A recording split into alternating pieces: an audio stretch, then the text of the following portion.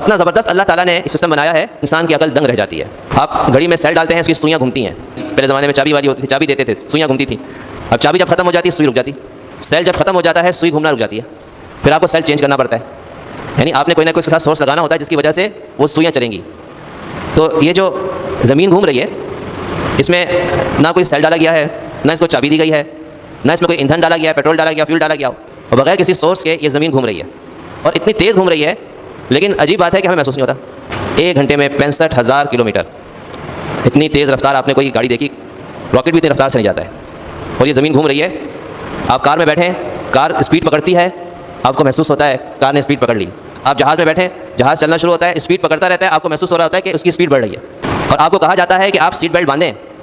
اپنی حفاظت کے لیے۔ اس سے تیز اسپیڈ میں یہ زمین چل رہی ہے، لیکن ہمیں احساس ہی نہیں ہو رہا ہے۔ ہم سارے کام کاج کر رہے ہیں، ہم چل رہے ہیں، پھر رہے ہیں، سو رہے ہیں، اٹھ رہے ہیں، لیٹ رہے ہیں، دوڑ رہے ہیں، دنیا کے ہر مشاغل میں ہم مصروف ہیں، لیکن کبھی ہمیں جھٹکا نہیں لگتا، کبھی ہمارا سر نہیں گھومتا ہے کہ زمین گھوم رہی ہے، سر چکرانا شروع ہو گیا۔ تو اللہ تعالیٰ نے ہمارے لیے کتنا بڑا کرم کیا کہ اس زمین کو بنایا، اس کو سسٹم کو چلایا، اس کو ایک گردش میں لگا دیا، لیکن انسان کے لیے اس کو سکون کی جگہ بنا دیا کہ تم سکون کے ساتھ رہو، تمہیں اس کی وجہ سے کوئی پریشانی نہیں ہوگی۔ تو گھر کے باہر موجود مینگنیوں کو دیکھ کر انسان یقین کر لیتا ہے کہ یہاں سے بکریاں گزری ہیں، حالانکہ اس نے بکریوں کو دیکھا نہیں ہے۔ تو اتنا کچھ دیکھنے کے باوجود بھی انسان کہے کہ اللہ نہیں ہے، تو یہ اس کے عقل کا فطور ہے۔ دیوار کے پیچھے سے دیکھا ہے کہ دھواں اٹھا ہے، تو انسان خود یقین کر لیتا ہے کہ پیچھے آگ لگی ہوئی ہے، اس آگ کا دھواں، اس نے آگ دیکھی نہیں ہے، لیکن وہ قسم اٹھا کے کہہ دے گا پیچھے آگ لگی ہے۔ اس کو اتنا یقین ہوتا ہے کہ دھواں آگ سے نکلتا ہے، لہٰذا پیچھے آگ ہے۔ لیکن اس کائنات کے نظام کو دیکھ کر، اس کی تخلیق کو دیکھ کر، اس میں پیدا ہونے والے حیوانات کو دیکھ کر، چرند پرند کو دیکھ کر، مچھلیوں کو دیکھ کر، پودوں کو دیکھ کر، درختوں کو دیکھ کر، اناج کو دیکھ کر،